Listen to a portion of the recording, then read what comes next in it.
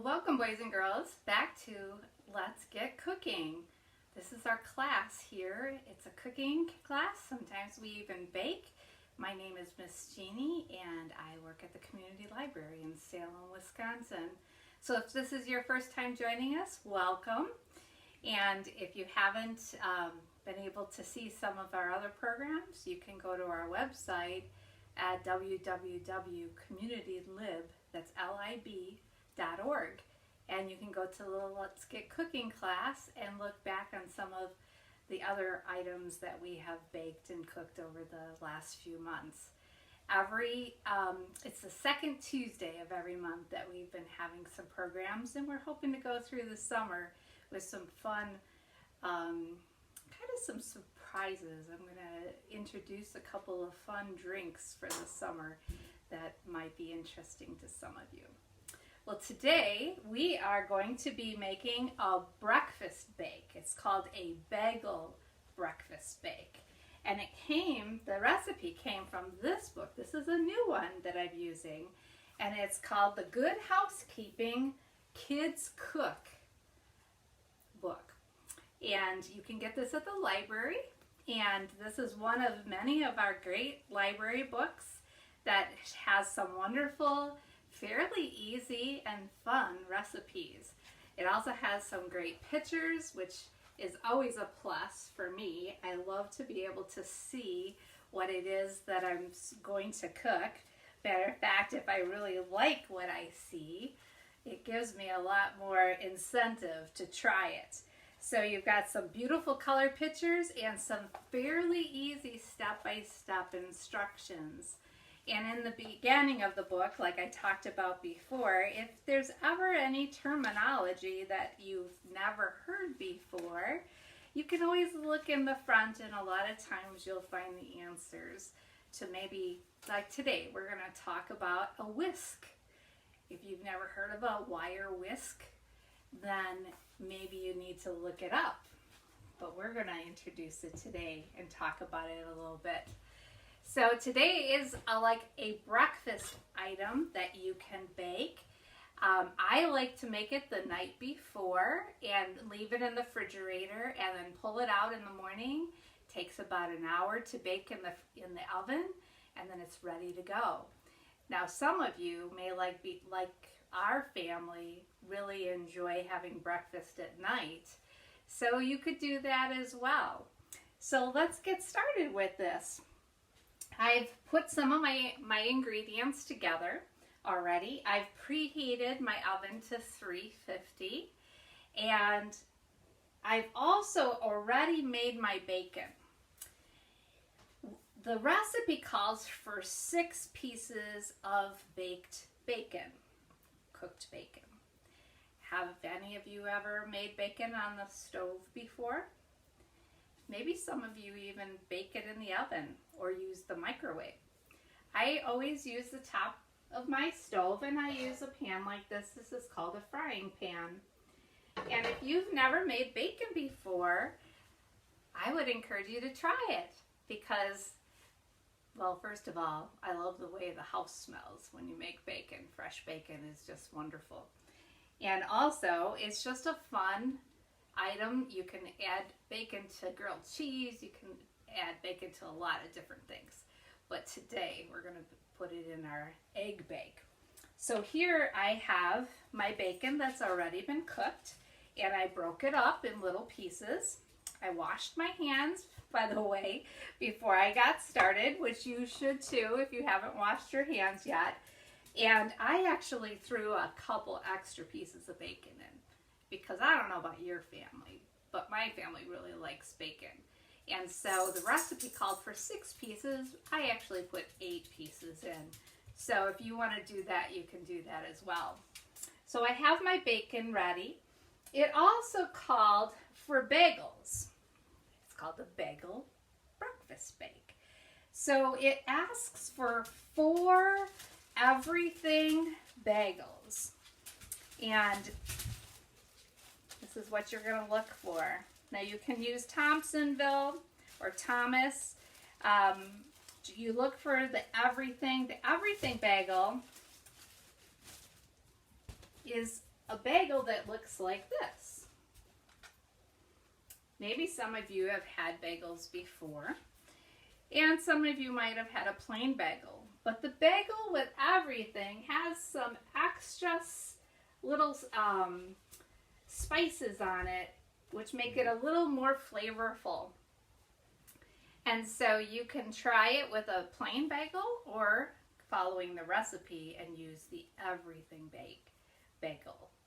Now it says toasted, so I went ahead and I toasted 3 of the bagels, and then this is my 4th one. And so we just want to break it up. You can use a knife, you can use your hands, and you just break up the pieces. So all of these bagels here have been toasted ahead of time. All right, so let's get those just ready to go. And there we go. And so our dish is ready. I used a glass dish, but you can use a metal pan if you've got a baking dish. But this one is a glass one. And then I even have a little basket that goes underneath it after it's baked, which is kind of fun to serve it with. So here we go. We have that ready. We have our bacon ready. So we can go ahead and start mixing the rest of the things together. So I have my bowl here. And remember what I mentioned, the wire whisk? This is what a wire whisk looks like. How many of you have one of these in your house? If you say, no, we don't, let me give you a trick. You can use a fork. Just grab a fork. Because basically you're just trying to whip together your eggs really well. All right, so let's go ahead and get our eggs going. We're going to be using 6 eggs. So I have my 6 eggs here, and we're going to crack them and put them in a bowl like this. How many of you have been practicing cracking eggs? Well, this week was Easter, so maybe some of you have been eating a little more eggs than normal, like I have been. Actually, they haven't been like this, though. They've been hard-boiled. Whoops. So we'll get our 6 eggs cracked, and we'll put those in our pot. You might want to make a peek to make sure that you don't have any shells. And mine are pretty good. So then I'm going to take my wire whisk and I'm going to beat my eggs in a circular motion. When it says to whip up your eggs with a wire whisk, you're going to just kind of beat it up and make sure that all the yellow and the white get well mixed together. All right, doesn't take long. All right, so it's pretty good. And then the recipe asks for 2 cups of milk. So you can use whatever milk. This one said, the recipe says whole milk, but if you have 2% or maybe there's another kind of milk that you use, you can try that as well. And I'm just going to mix it up with the eggs a little bit more. All right. Then we're going to add cheese. And this is a cheddar cheese. You can use Monterey Jack cheese. It's 1/2 cup. The recipe actually says, let's see here, 4 ounces of shredded cheese, and which they say is 1/2 cup. But my block of a 1/4 actually was more than 1/2 cup, so I just went ahead and filled a little bit over the top of 1/2 cup for my cheese. And it asks for some onion. And so I cut up some onion, and I have 1/4 cup of chopped onion. Or if you have a green onion, you can chop those up, and that would probably take about 4 the long green onions, okay? And then a half a teaspoon of salt we're going to add, and 1/4 teaspoon of pepper. All right. There's not a whole lot of ingredients in this, which makes it nice because it actually tastes so very good, but it really doesn't. A lot of times you have some of these ingredients already in your refrigerator or in your cabinet. So now I've whipped my egg and my cheese and my milk and some salt and pepper in here. And I'm going to get rid of my whisk here. All right. And the recipe says now that we're going to add our bacon too. And if you want to taste some of your bacon while you're cooking, that's always fun too. Because remember, we want to make cooking fun. And so that means that you can try things as you're cooking. All right, here. So we have our bacon nicely mixed in. And then we're going to pour this over the top of our bagels. All right, so we'll go ahead and do that. We're just going to put right over the top. And then just want to make sure that we distribute the cheese and the bacon pretty evenly around our egg bake.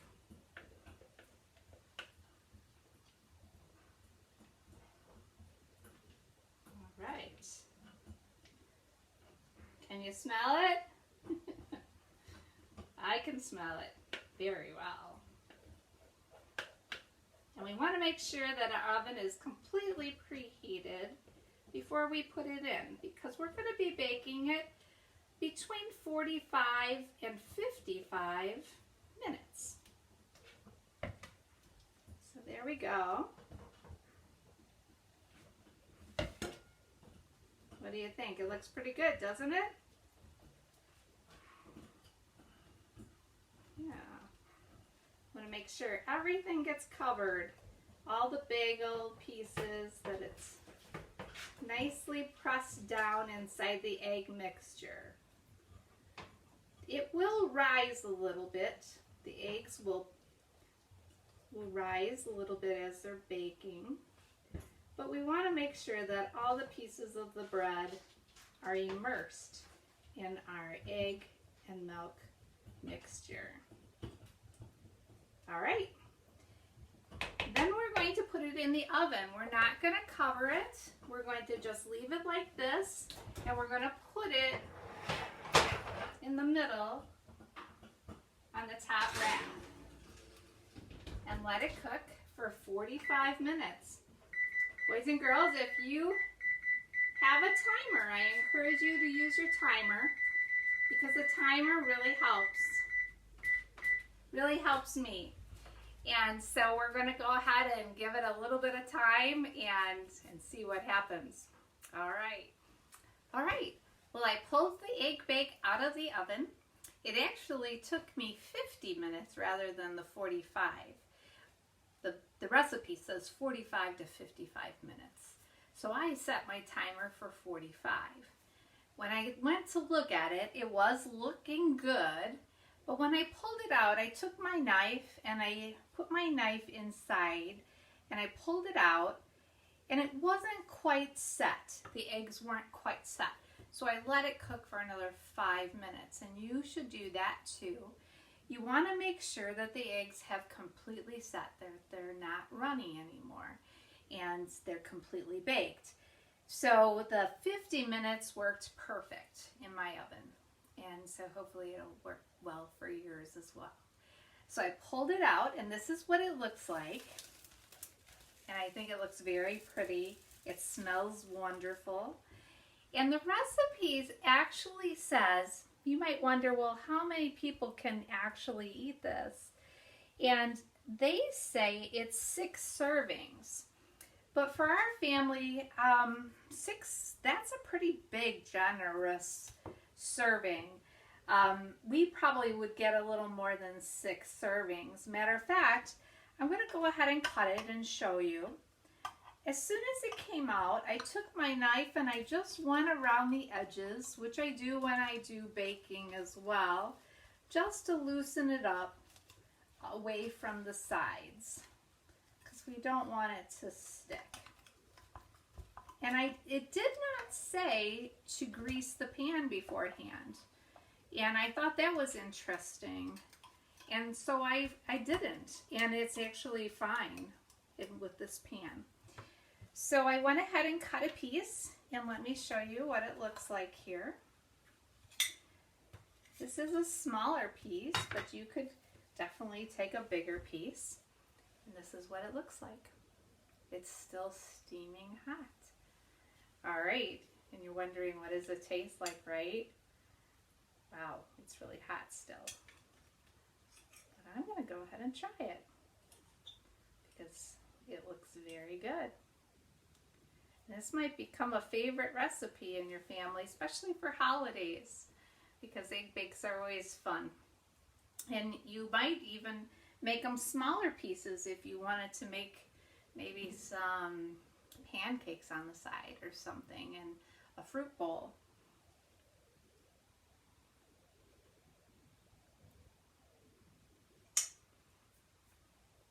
Very good. So I hope that you guys have fun making this as well. And if you enjoy it or have any comments about it, maybe you did something a little different, variations, make a note in if you go to Facebook, and if you're watching it, you can go on our website, and if you click on it, it'll take you to a YouTube video, or you can go to Facebook, our library, community library on Facebook, and it's Facebook Live. And there you can actually make comments if you want to. I'd love to hear how you're doing, and if you've tried any of the recipes, and maybe you tried something a little bit different. And let's just talk together, because it'd be fun to hear from you. Well, next month we have another special item, and it's actually another breakfast item. And I'm going to show you a picture right after this video, and it's going to be called the Peach Melba Breakfast Pops. And they're going to look like this. So they may be a fun summer breakfast that you can just go in your freezer or and grab a popsicle for breakfast. So we're going to try those next month. Hope you enjoy it as much as I'm going to try to enjoy it. I'm going to try the recipe out first, and then we'll have it together next month. All right? Well, boys and girls, I hope you have a great day, and I hope you enjoyed baking our egg bake today, our bagel egg bake, and we'll talk to you really soon. Have a great day.